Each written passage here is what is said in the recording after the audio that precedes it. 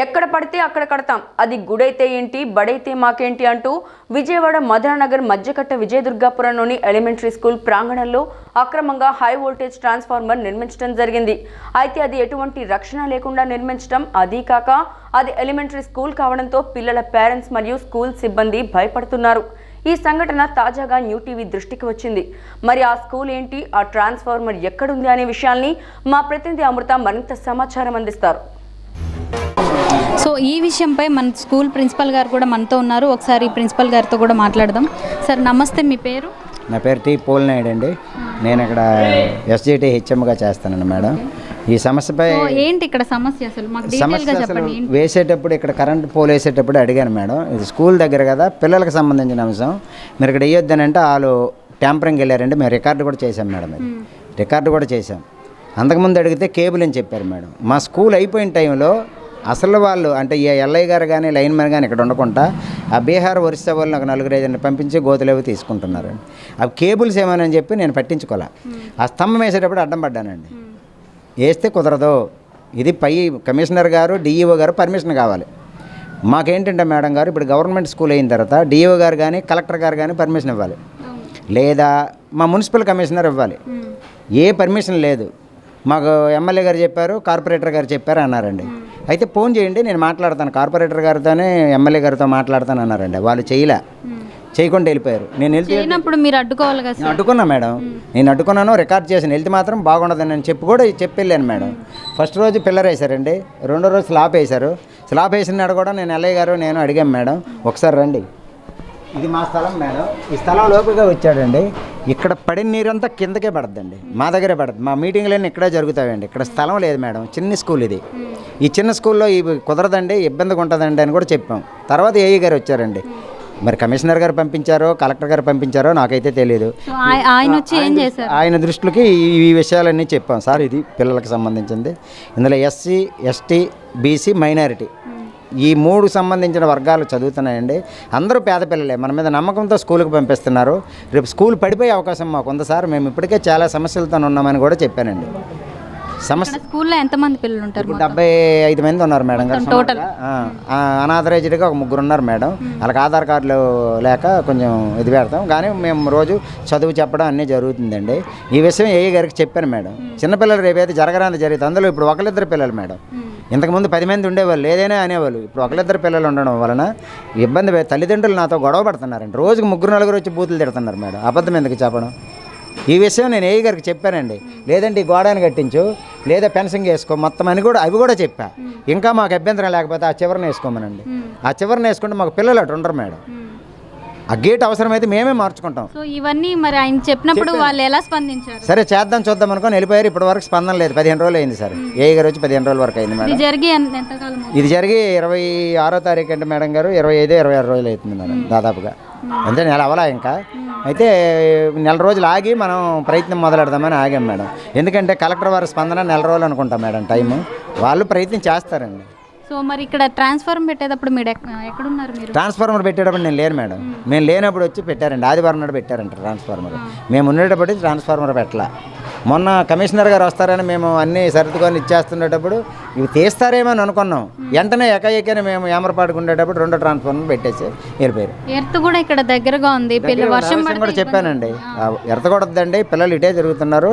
రెండోది మాకు చెట్టు ప్రాబ్లం మేడం, చెట్టు ప్రాబ్లం. ఈ చెట్టు అంతా దాని మీద ఉంది, అది అక్కడ పడేటప్పుడు దీనికి వస్తుంది, తర్వాత పిల్లలకు వస్తుందండి అని కూడా చెప్పాను. ఇవన్నీ ఏఈ గారి దృష్టికి తీసుకెళ్ళామండి. సో ఏఈ గారు పట్టించుకోలేదు. నెక్స్ట్ పై అధికారులకు ఎవరికైనా తెలియచేస్తాను మేడం. తెలియచేయలేదు మేడం. ఒక నెల రోజులు ఆగి తెలియచేద్దామండి. అంటే ఆల్రెడీ నెల అయిపోయింది. మున్సిపాలిటీ వాళ్ళకి చెప్పామండి. ఇదిగోండి లెటర్ పెట్టాను, మున్సిపల్ కమిషనర్కి పెట్టిన లెటరే మేడం ఇది.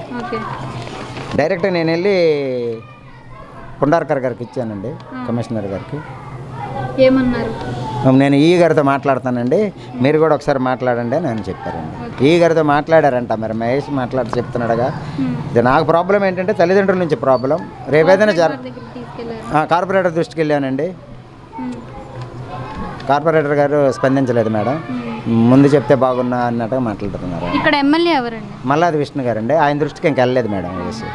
అంటే వాళ్ళు ఏమంటారంటే మాకు విష్ణు గారు పెట్టమన్నారు, కార్పొరేటర్ గారు పెట్టమన్నారనే చెప్తున్నారండి. అందుకు భయపడి మేము వాళ్ళకి తెలియజేయలేదు మేడం. వెంటనే మీరు అది ఒకవేళ ఇది ఇప్పటికైతే జరిగి 1 month అవుతుంది, ఒకవేళ ఇది ఇలానే కంటిన్యూ అయితే మీరు ఇంకా ఏ చర్యలు తీసుకోబోతున్నారు? తదుపరి అధికారులతో, ఉన్నతాధికారులతో మాట్లాడి మా డిఓ గారితో, కలెక్టర్ గారితో నేను పర్సనల్గా కలుస్తానండి. వాళ్ళు ఏం చేయమంటే అది చేస్తాం మేడం. డిఓ గారు మేడం గారి దగ్గరికి వెళ్తాను. కొంతమంది పట్టించుకోవట్లేదు. సో ఒకవేళ ఇది అలాగే కంటిన్యూ అయ్యి ఎవరు పట్టించుకోకుండా చేద్దాం చూద్దాం అని చేస్తే మీరు తదుపరి ఏం చేయడమో లేదో కోర్టుకు వెళ్ళడమో చేస్తాం మేడం. అదే మేడం. కాకపోతే మాకు అదనం బాధ్యత ఇది. ఒకవేళ ఇప్పుడు ఇలా ఉంది, ఒకవేళ ఏదైనా జరగరానిది జరగవచ్చు లేదా జరగపోవచ్చు. సో ఒకవేళ ఇలానే ఉంటే పరిస్థితి పిల్లలకి, ఇది ఎలిమెంటరీ స్కూల్ కాబట్టి పిల్లలకి ఏమన్నా సెలవులు ఇచ్చేసి మీరు వర్క్ చేపిస్తారా లేదా ఏం చేస్తారు? మేము వర్క్ చేయడానికి అవదండి, అది మా పని కాదు కదా. అది పూర్తి బాధ్యత కరెంట్ డిపార్ట్మెంట్, ఏపీ ఎస్పీడీసీఎల్ వాళ్ళదే, వాళ్ళు చూసుకోలేదు.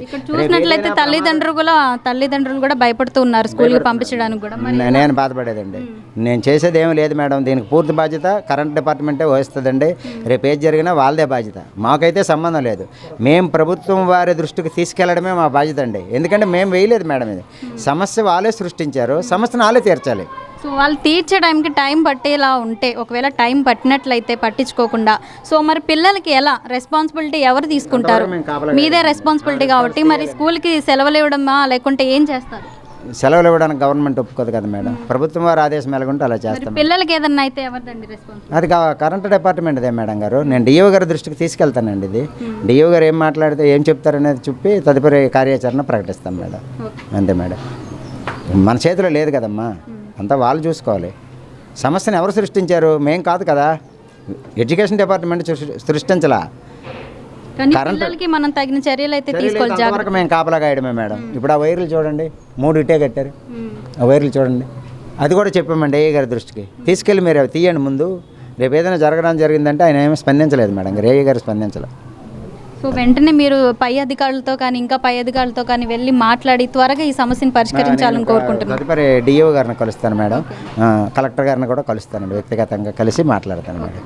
మాకు ఈ మధ్య కొంచెం కాంప్లెక్స్లు అని, ఎగ్జామ్స్ అనేవి ఉన్నాయి మేడం. మేము కొంచెం బిజీగా ఉండడం వలన వెళ్ళలేదు. ఇప్పుడు తల్లిదండ్రుల బాధనంతా వాళ్ళ దగ్గరికి తీసుకెళ్తాం. కలెక్టర్ గారి దగ్గరికి, కనీసం డిఓ గారి దృష్టికి తీసుకెళ్తాం. అదే మేడం. ఫ్యామిలీ అనేది ఊరుకోదు మేడం. ఎందుకంటే చిన్నపిల్లలకి మనం చెప్పిన వాళ్ళు వినిపించుకోరు. మనం బయటకు వెళ్ళిన సమయంలో వాళ్ళు ఇటు వస్తూ ఉంటారు. అదే పెద్ద పిల్లలు అయితే మేడం వద్దురా ఇక్కడ కరెంట్ ఉంది అని జాగ్రత్త పడతారు మేడం. మరి అది మీరు స్పందించి మేడం, వాళ్ళు మరి గవర్నమెంట్ వాళ్ళు తెలుసుకొని చిన్నపిల్లలు ఇక్కడ ఉన్నారు అనేసి వాళ్ళు తెలుసుకొని తీస్తే మంచిది అనుకుంటున్నాం మేడం. మేమైతే ఇంతంత చిన్నపిల్లలు కూడా తిరుగుతున్నారు. మరి ఏంటంటే ఇది స్కూల్ అయిపోయిన తర్వాత పిల్లలు చాలామంది మేడం, మినిమం 50 మంది పిల్లల్ని ఇక్కడ ఆడుకుంటారు మేడం. అందరూ చిన్నపిల్లలే మేడం.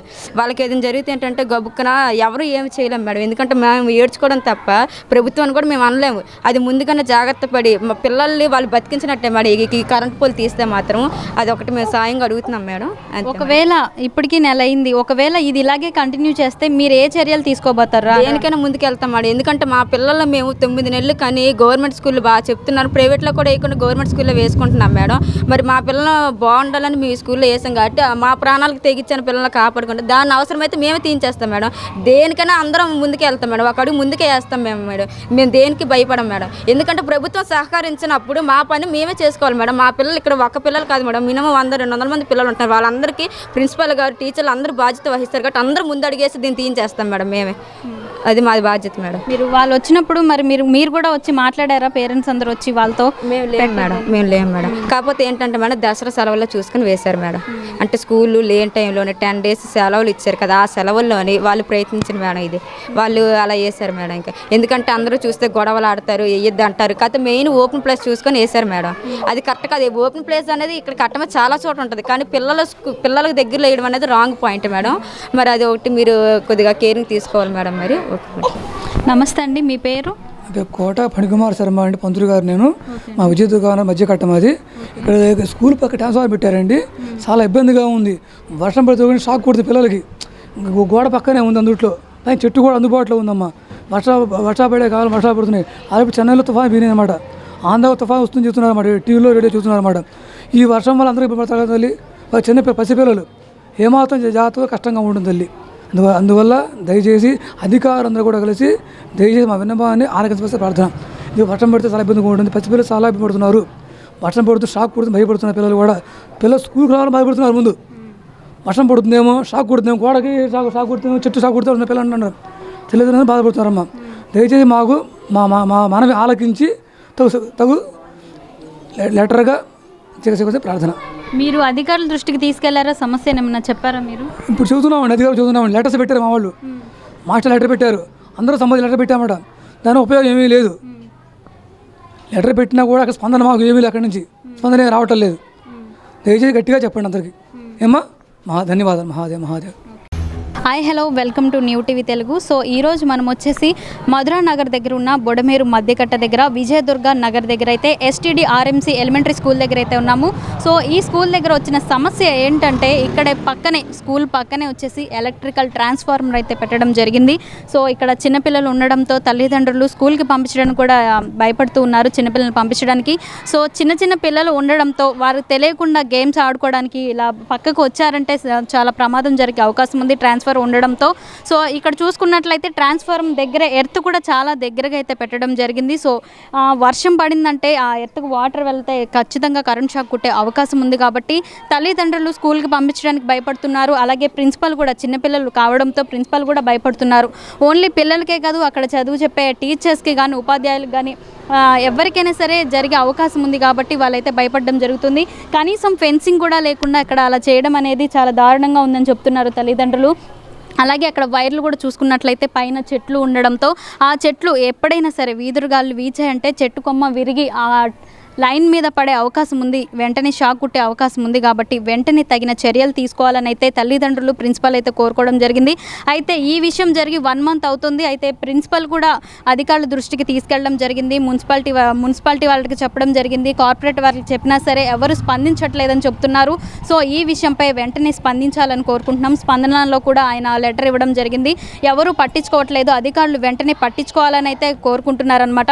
సో ఇక్కడ తల్లిదండ్రులు కూడా ఒకవేళ ఈ పరిస్థితి ఇలాగే కొనసాగితే తల్లిదండ్రులు కూడా ధర్నా చేసి వెంటనే అధికారులపై ఆగ్రహం వ్యక్తం చేసేలా అయితే తల్లిదండ్రులు ఉన్నారు. కాబట్టి వెంటనే ఈ విషయంపై స్పందించి అధికారులు వెంటనే చర్యలు తీసుకొని పిల్లల ప్రాణాలని కాపాడాలని మనస్ఫూర్తిగా కోరుకుంటున్నాను. సో ఇంతవరకు చూస్తూనే ఉండండి న్యూ టీవీ తెలుగు. కెమెరామెన్ వంశీతో అమృత.